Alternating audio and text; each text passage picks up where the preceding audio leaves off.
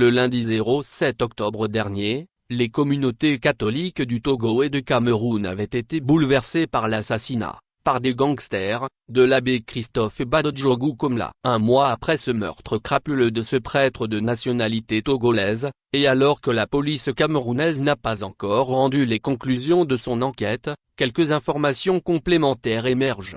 En effet, d'après nos confrères camerounais de la chaîne Equinox TV, l'enquête ouverte par la police n'a pas connu d'évolution notable. Néanmoins, il est déjà établi que les auteurs du meurtre étaient à bord d'une moto au moment de commettre leur forfait. Les éléments dont dispose la police incluent les douilles et les armes utilisées, ainsi que des images et vidéos collectées, qui sont actuellement analysées pour faire éclater la vérité.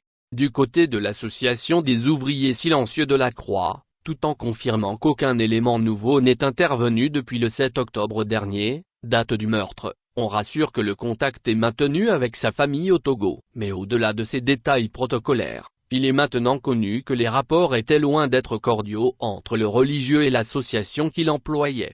En effet, il y a 6 mois, rapporte le média camerounais, le regretté Christophe Komla Badodjogu, qui se plaignait de persécutions au sein de son association religieuse, avait démissionné et était retourné au Togo. Depuis Lomé, il avait été recruté par une autre congrégation religieuse, cette fois-ci basée au Canada. Ainsi, auprès de son parrain italien, le père Herminio, l'abbé Christophe devait passer une année en Italie tout en se rendant 2 fois par mois au Canada. C'est lors d'un retour au Cameroun, pour obtenir sa lettre de démission de l'archevêque de Yagua, Monseigneur Yaouda, qu'il a reçu la dite lettre.